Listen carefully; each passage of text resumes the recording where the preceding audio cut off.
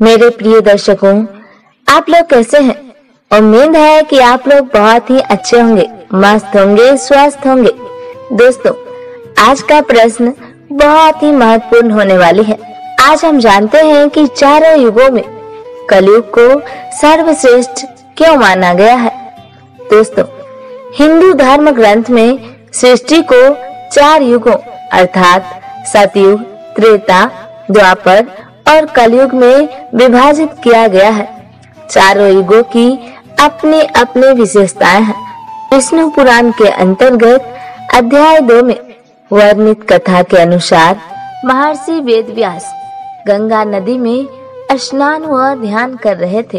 तभी आसपास उपस्थित ऋषियों ने इस दृश्य को देखा और एक वृक्ष के नीचे बैठ गए।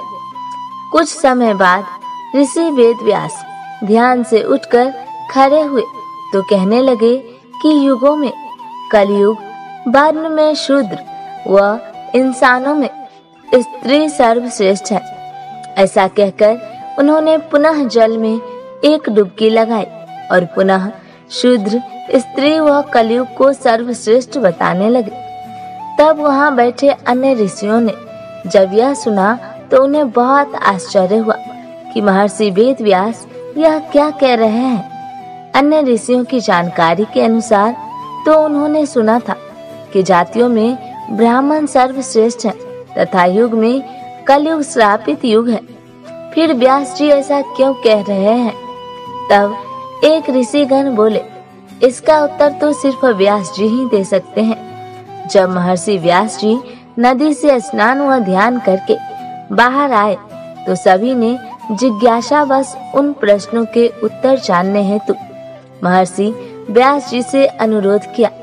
ऋषिगणों ने कहा, अभी आप जो कह रहे थे कि शूद्र ही श्रेष्ठ है, कलयुग ही श्रेष्ठ और स्त्रियां ही साधु और धन्य है, इसका क्या अर्थ है? आप जैसे विद्वान महर्षि कुछ भी अनुचित नहीं कह सकते हैं। हम आपसे इस पूरे विषय को समझना चाहते हैं। कृपया कर आप हमें इन प्रश्नों के उत्तर विस्तार से बताइए। तब महर्षि व्यास जी ने कहा, जो फल सतयुग में 10 वर्षों तक तपस्या करने, ब्रह्मचर्य व जप आदि करने से मिलता है, उसे त्रेता युग में 1 वर्षों में तथा द्वापर में 1 महीने में और कलयुग में केवल 1 दिन या रात में प्राप्त किया जा सकता है। कलयुग में केवल भगवान के नाम का स्मरण करने पर ही आपको यज्ञ, जप आदि फलों की प्राप्ति हो जाती है। इस कारण से ही सभी युगों में कलयुग श्रेष्ठ है। कलयुग में थोड़े से परिश्रम से ही व्यक्ति को उसका पुण्य मिल जाता है। तब ऋषियों ने पूछा, अब आप शूद्र किस प्रकार से श्रेष्ठ हैं, इसका वर्णन कीजिए। तब महर्षि व्यास जी ने कहा, ब्राह्मणों को पहले ब्रह्मचर्य का पालन करना पड़ता है, उसके बाद वेदों का अध्ययन कर जप, तप व यज्ञ करना पड़ता है। ब्राह्मणों को सदा संयमित आचरण करना पड़ता है, जो कि बहुत कठिन है। हर ब्राह्मण इसे नहीं कर पाता है, जबकि शूद्रों को मंत्रहीन यज्ञ का अधिकार होता है। शूद्र दूसरों की सेवा करने मात्र से ही सद्गति को प्राप्त कर लेता है, इसलिए सभी जातियों में शूद्र श्रेष्ठ है। इसके बाद महर्षि ने नारी को सर्वश्रेष्ठ बताते हुए उत्तर दिया कि पुरुषों को अपने धर्म अनुकूल प्राप्त धन से पात्र व्यक्ति को दान व यज्ञ करना पड़ता है, किंतु स्त्रियां तन, मन व वचन से अपने पति की सेवा करके पति के समान ही शुभ लोकों को प्राप्त करने की अधिकारी होती है। इसलिए नारी को भी कलयुग में साधु और श्रेष्ठ बताया गया है।